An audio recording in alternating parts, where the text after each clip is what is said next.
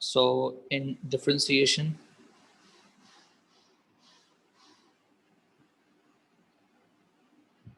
हमने अभी तक जो डिस्कस कर लिया है वो ये डिस्कस कर लिया है कि जनाब d by d x of x power n जो है वो होता है nx पावर n-1, और हमने डिस्कस किया है कि अगर जनाब a x plus B whole power n होता है तो ये होता है n into A X plus B whole power n-1, और साथ में यहाँ पर a भी आ जाता है।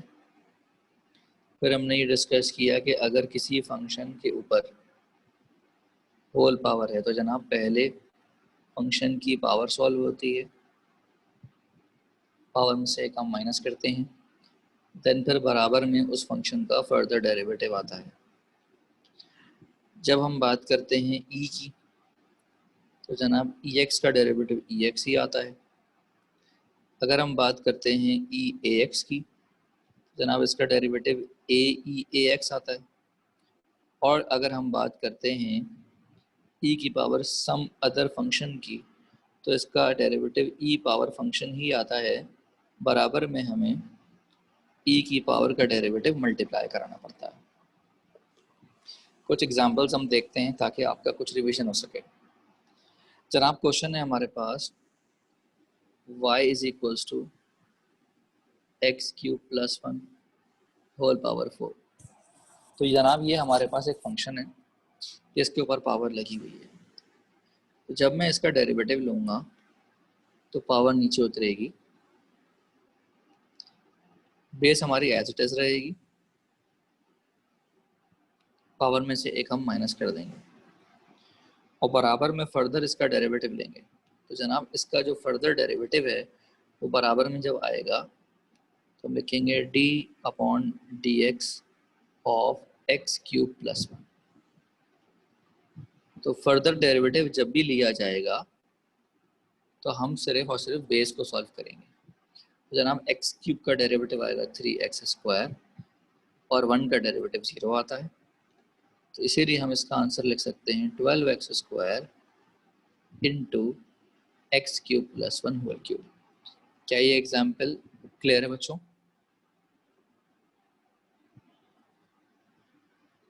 कोई मसला इस एग्जाम्पल में? We have another question for say y is equals to e की पावर x क्यूब प्लस 1। तो जनाब जब हम डेरिवेटिव लेंगे तो मैंने आपको ये बताया कि e को एज इट इज कॉपी करेंगे और बराबर में मल्टीप्लाई करेंगे इसकी पावर का डेरिवेटिव। तो जनाब e का आंसर एज इट इज वही आएगा और बराबर में आएगा उसकी पावर का डेरिवेटिव। तो e power x cube plus 1 as it is copy होगा। जब इसकी पावर का डेरिवेटिव लेंगे तो x क्यूब का डेरिवेटिव आएगा 3x² और 1 का आएगा 0। अगर हम चाहें तो इसको लिख लेंगे मिलाकर 3x² इंटू ई की पावर x क्यूब प्लस 1। तो इन शॉर्ट e का डेरिवेटिव वही आता है और बराबर में पावर का डेरिवेटिव, e का डेरिवेटिव एज इट इज वही आता है और बराबर में पावर का डेरिवेटिव। क्लियर है जनाब? अच्छा जनाब, अब हम ये देखते हैं कि जनाब अगर हमारे पास दो अदद फंक्शन हों, फॉर सपोज कंसिडर करें आप कि y बराबर है u डॉट v की फॉर्म में, मतलब दो फंक्शन आपस में मल्टीप्लाई हो रहे हैं। तो जनाब अगर आपको इसका डेरिवेटिव लेना हो तो इसका जो डेरिवेटिव है वो बराबर होगा u into derivative of v plus v into derivative of u। इसका मतलब पहले आप फर्स्ट फंक्शन लिखें, फिर डेरिवेटिव लिखें दूसरे फंक्शन का, फिर प्लस दूसरा फंक्शन लिखें और फिर आप डेरिवेटिव लिखें फर्स्ट फंक्शन का। फॉर एग्जांपल हमारे पास y बराबर है x² प्लस 3 और x माइनस 5x³ तो ऑब्वियस सी बात है एक को हम u कंसिडर करेंगे और एक को हम v कंसिडर करेंगे। तो अलग अलग लिखना चाहें लिख लें आप। तो आप लिखेंगे कि भाई u जो है वो x³ प्लस 3 के बराबर है और v जो है वो x माइनस 5x क्यूब के बराबर है। तो जनाब d u by d x निकालूं तो ये आएगा 3x स्क्वायर, और अगर मैं d v by d x निकालूं तो ये आएगा 1 माइनस 15x स्क्वायर। क्लियर है जनाब यहाँ तक? तो अब मैं इसको लिख सकता हूँ कि जनाब y बराबर है u डॉट वी के, और मैं लिख सकता हूँ कि जब मैं d y by d x निकालूंगा तो वो बराबर आएगा u d v by d x plus v d u by d x. बात समझ में आ रही? अब हमें कुछ भी नहीं करना, सिर्फ वैल्यू डालनी है। तो जनाब u की जगह पर उसकी वैल्यू आएगी एक्स क्यूब प्लस 3। तो जनाब ये आ गई u की वैल्यू। फिर आएगी d v by d x की वैल्यू, वो है जनाब 1 माइनस 15x स्क्वायर। फिर बीच में आएगा प्लस, फिर आप लिखेंगे v की वैल्यू जो कि है x माइनस 5x क्यूब। ये आपने डाली जनाब v की वैल्यू। फिर आप डालेंगे value D u by d x की जो कि वैल्यू है 3x स्क्वायर। तो जनाब u मल्टीप्लाई हुआ डेरिवेटिव ऑफ v से प्लस v मल्टीप्लाई हुआ डेरिवेटिव ऑफ u से। अब इनको सिंप्लीफाई कर लीजिए तो ये हो जाएगा x cube minus 15x power 5 plus 3 minus 45x square plus 3x cube minus 15x power 5। तो सिंप्लीफाई कर लेंगे, हो जाएगा minus 30x power 5 plus 4x cube minus 45x square plus 3। बात समझ में आ गई है जनाब? कोई मसला है इसमें? प्रोडक्ट रूल क्लियर है आपको? तो इस जो रूल का नाम है वो क्या है जनाब? इस रूल का नाम है प्रोडक्ट रूल, क्योंकि यहाँ पर हम प्रोडक्ट रूल तब लगाते हैं जब दो फंक्शन हमारे पास मल्टीप्लाई हो रहे हों। क्लियर है जनाब? अच्छा जी, इसी तरीके से हमारे पास अगर y बराबर है u अपॉन वी की फॉर्म में,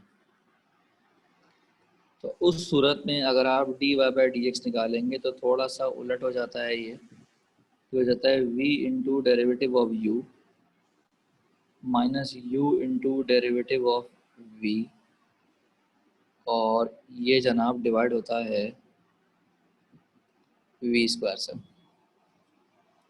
तो फॉर सपोज अगर आपको हम सवाल दें कि जनाब y बराबर है x square plus 1 divide by x square minus 1, तो इसको आप लिख लीजिए u अपॉन वी, और जब हम d y by d x निकालेंगे तो अभी आपको बताया ये क्या हो जाएगा, v into derivative of u minus u into derivative of v whole divide by v का स्क्वायर। तो जनाब इसके अंदर जो u है वो है एक्स स्क्वायर प्लस 1, और जो v है वो है जनाब एक्स स्क्वायर माइनस 1। तो इनके डेरिवेटिव्स निकालने हैं, तो इनका जो डेरिवेटिव निकालूंगा तो वो आएगा 2x, और जनाब इसका डेरिवेटिव निकालूंगा तो जनाब वो भी आएगा 2x। इसका डेरिवेटिव भी 2x, उसका डेरिवेटिव भी 2x। खैर जब v की वैल्यू डालेंगे तो एक्स स्क्वायर माइनस 1, फिर आएगा 2x, फिर बीच में आया माइनस, फिर u की वैल्यू आएगी एक्स स्क्वायर प्लस 1, फिर v का डेरिवेटिव आएगा 2x, और होल डिवाइड में डालेंगे v का स्क्वायर जो कि हो जाएगा एक्स स्क्वायर माइनस 1 का होल स्क्वायर। ऊपर करेंगे मल्टीप्लाई, ये हो जाएगा 2x क्यूब माइनस 2x, हो जाएगा minus 2x cube minus 2x। जनाब अगर हम कैंसिलेशन कर लें तो 2x क्यूब और 2x क्यूब आपस में हो जाएंगे कैंसिल। तो जनाब ये ऊपर बचेगा माइनस का 4x, और नीचे बचेगा एक्स स्क्वायर माइनस 1 का होल स्क्वायर। तो u अपॉन वी वाला रूल क्लियर हो गया आपको?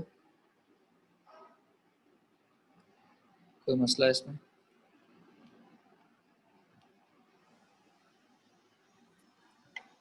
क्लियर है जनाब?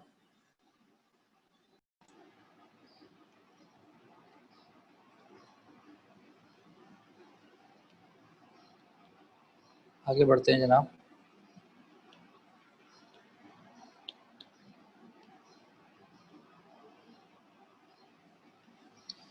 जनाब हमारे पास y बराबर है √1 - x² अपॉन 1 + x²। सबसे पहले आप यहाँ देखें कि इसको हम लिखेंगे 1 - x² upon 1 + x² whole power half बना के। तो जब हम इसका डेरिवेटिव लेंगे तो क्या होगा जनाब? होगा ये कि पावर नीचे आएगी और पावर में से करेंगे हम एक माइनस। तो हाफ में से 1 माइनस करेंगे तो ये हो जाएगा -हाफ। बराबर में सॉल्व होता है बेस का डेरिवेटिव, मतलब बराबर में सॉल्व होगा 1 - x² अपॉन 1 + x² का डेरिवेटिव। तो इसको अगर हम लिखें तो हम कैसे लिखेंगे जनाब? पावर -हाफ है, -हाफ का मतलब है कि इसको पॉजिटिव करने के लिए हम इसको रेसिप्रोकल करके लिख देंगे, पावर हो जाएगी +हाफ।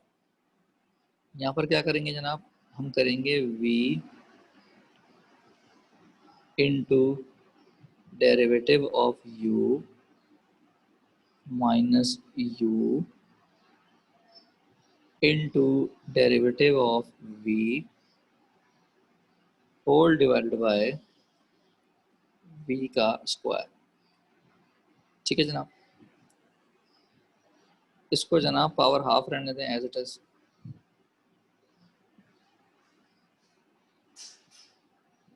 जनाब ये हो जाएगा एज इट इज 1 + x²। यहाँ डेरिवेटिव लेंगे तो ये आएगा 0 - 2x और जनाब ये आएगा 0 + 2x। तो यहाँ पर हम एक काम करते हैं कि जो पावर हाफ है हम ऊपर अलग लगा देते हैं और नीचे अलग लगा देते हैं। ठीक है। और जनाब ये है होल स्क्वायर।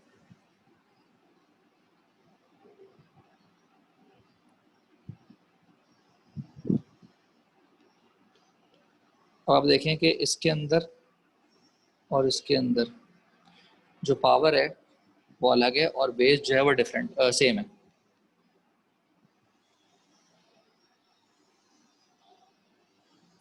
तो अगर हम यहाँ पर बेस से पावर सब्ट्रैक्ट लगा दें तो जनाब ये 2 में से हाफ माइनस हो जाएगा और जनाब ये हो जाएगा -2x -2x³ -2x + 2x³। यहाँ तक बात समझ में आ गई है जनाब? तो ये तो हो जाएगा कैंसिल। इसको हम लिख लेते हैं 1/2 क्योंकि पावर हाफ का मतलब √ होता है। और जनाब ये हो जाएगा -4x और 2 में से हाफ निकालेंगे तो पावर बचेगी जनाब 3/2। कैंसिलेशन कर लें तो ये हो जाएगा -2x अपॉन √1 - x² और ये हो जाएगा 1 + x² होल पावर 3/2। समझ में आ गया है जनाब सवाल? कोई मसला है इसमें?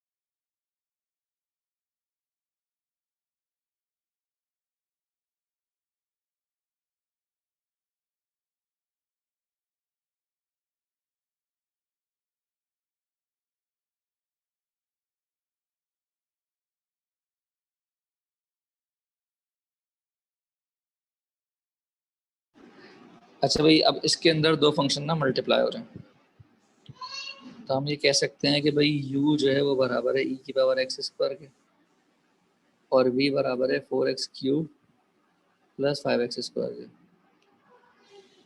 के। तो अगर हम D u by d x निकालें तो ई का आंसर वही आएगा,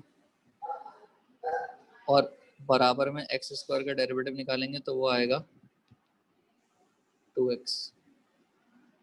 इसी तरीके से जब d v by d x करेंगे तो ये आएगा 12x स्क्वायर और 5x स्क्वायर का आएगा जनाब 10x। क्या ये बात क्लियर है?